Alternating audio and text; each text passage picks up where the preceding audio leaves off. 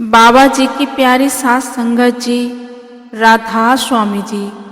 सास संगत जी, सबसे पहले आप सभी को धनतेरस और दीपावली की हार्दिक शुभकामनाएं जी।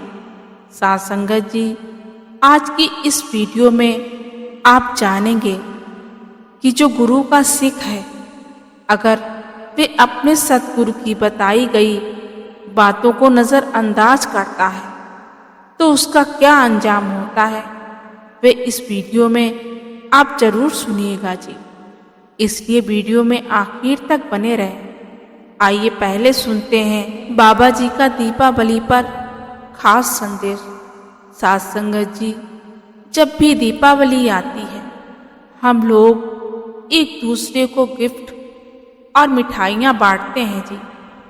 घर में दिए जलाकर खुशियाँ मनाते हैं, लेकिन क्या हम दीपावली वाले दिन उन महापुरुषों को याद करते हैं?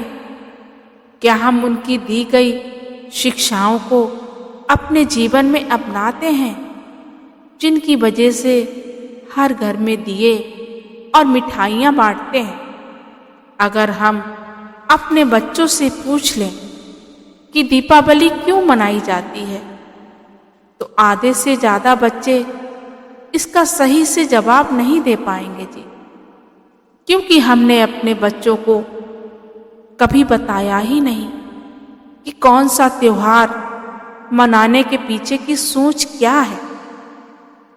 एक बार किसी ने बाबा जी से पूछा कि हम सब सत्संगियों को कोई त्योहार नहीं मनाना चाहिए। इस पर बाबा जी महाराज ने बड़े ही सरलता से जवाब दिया कि बेटा, बड़ी खुशी के साथ कोई भी त्योहार मना सकते हैं, लेकिन इसके पीछे की जो सोच है उसको भी हमें अपनाना चाहिए। आगे बाबा जी ने कहा, लेकिन हमारा मकसद सिर्फ एक दूसरे को गिफ्ट और मिठाइयाँ बांटना है। मैंने देखा है कि बहुत से लोग दीपावली के दिन जुआ सट्टा भी खेलते हैं, लेकिन हमने तो करना था कि दीपावली वाले दिन उन महापुरुषों को याद करना, जिस कारण से हम सब दीपावली मनाते हैं। आगे बाबा जी ने कहा कि हिंदू दीपावली इसलिए मनाते हैं क्योंकि इस दिन श्री राम 14 साल वनवास काटकर सीता और लक्ष्मण के साथ वापस अयोध्या लौटे थे। और सिख दीपावली इसलिए मनाते हैं क्योंकि इस दिन गुरु साहिबान घर वापस लौटे थे। लेकिन हम इन महापुरुषों को तो याद करते नहीं और कहते हैं कि जी हमने त्योहार मना लिया।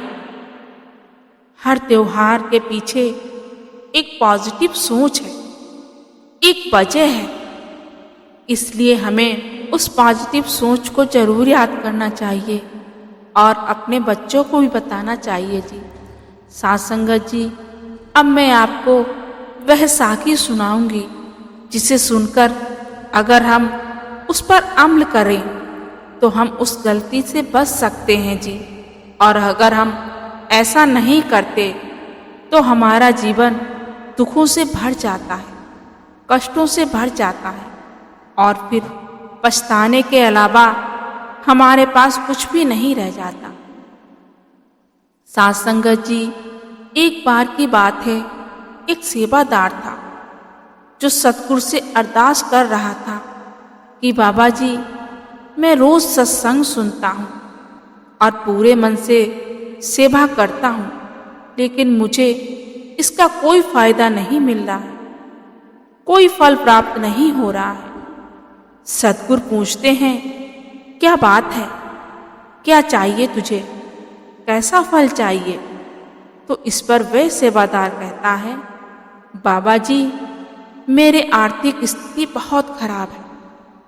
मेरे पास न रहने को घर है और न ठीक से रोटी का जुगाड़ हो पाता है। बाबा जी, बस इतनी कृपा कर दो कि मेरे सर पर छत और 2 वक्त के खाने को रोटी मिलती रहे। साध संगत जी, अब बाबा जी तो जानी जान है।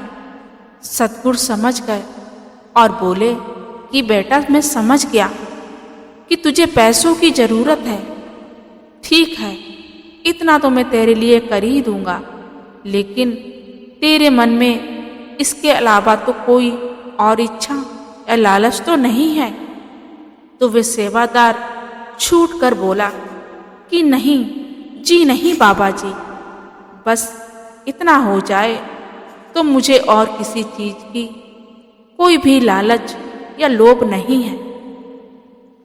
इस पर बाबा जी उसको कहते हैं, ठीक है, एक काम करो, मेरे कमरे में 4 दिए रखे हैं, उन्हें लेकर आओ।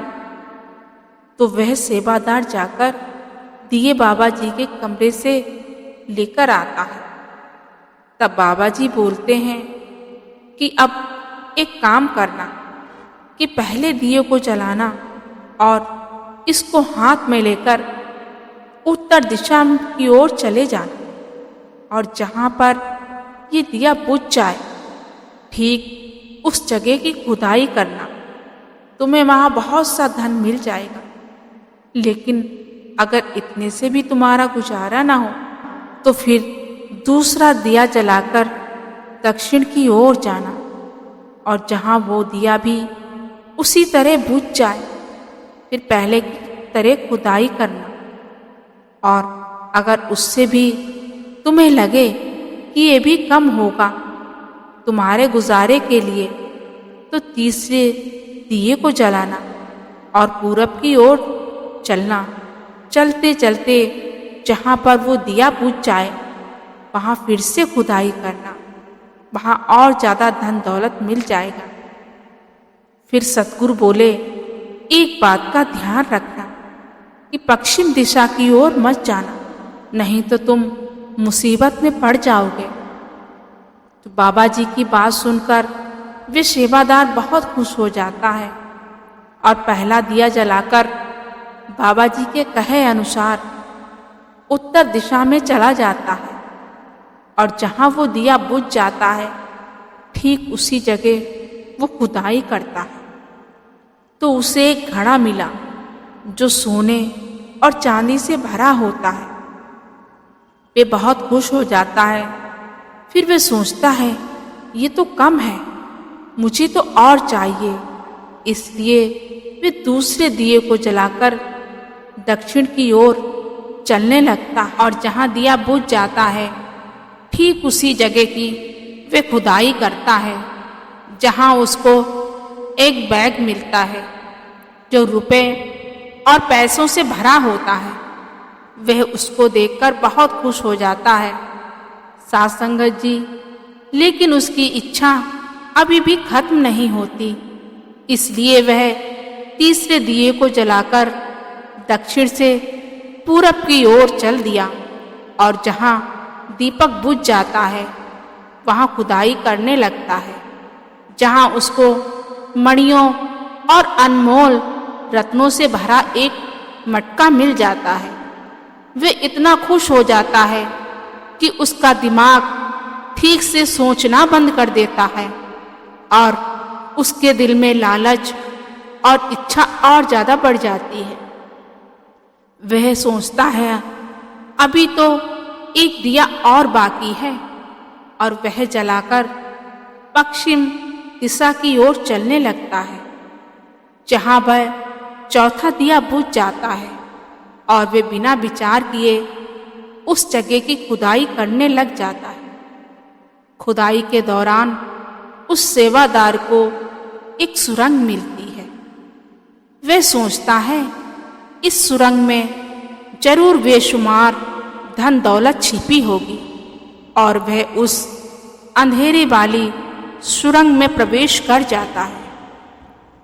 साध संगत जी, सुरंग के अंदर एक अंधेरा कमरा होता है, और कमरे से आवाज आई कि कौन है भाई और कहाँ चला आ रहा है। वे सेवादार बोलता है, मैं तो एक सेवादार हूँ, लेकिन तुम कौन हो? वे अंधेरे में बैठा आदमी वहां से बाहर जाने लगता है। इतने में वे सेवादार फिर से पूछता है, भाई तुम कौन हो और कहाँ जा रहे हो? तो वह आदमी बोला, जैसे तुमने सतगुरु का हुक्म नहीं माना, ऐसे ही कई साल पहले मैंने भी उनका हुक्म नहीं माना था। मेरे मन में भी लालच आ गया और सतगुरु ने मुझे बोला था कि जब तुझसे भी बड़ा कोई लालची इस सुरंग में आएगा, उस दिन तुझे इस सुरंग से मुक्ति मिल जाएगी। इसलिए भाई, आज से तू यहाँ रहेगा और मुझे जाना होगा। और इतना कहकर वे आदमी वहां से चला गया और उस सेवादार को अपने किए पर बहुत पछतावा हो रहा था। वे खुद को कोसने लगा कि क्यों मैंने लालच किया और क्यों सतगुरु के हुक्म का पालन नहीं किया। और वह रोते रोते सतगुरु को याद करने लगा। फिर सतगुरु ने उसको दर्शन दिए और बोले, बेटा, जिस दिन तुझसे भी बड़ा कोई लालची यहाँ आएगा, उस दिन तुम मुक्त हो जाएगा। वह सेवादार आज भी अपने से बड़े किसी लालची का वहां आने का इंतजार कर रहा है। साथ संगत जी, इसलिए हमें हमेशा सतगुरु की रजा में खुश रहना चाहिए और अपनी छोटी बुद्धि का इस्तेमाल नहीं करना चाहिए, क्योंकि सतगुरु को पता है कि किसको कब और क्या देना है। और हमारे बाबा जी ने हमको इतना कुछ बख्शा है, हमें तो उनका शुक्राना करना चाहिए और सतगुरु के दिखाए रास्ते पर चलना चाहिए।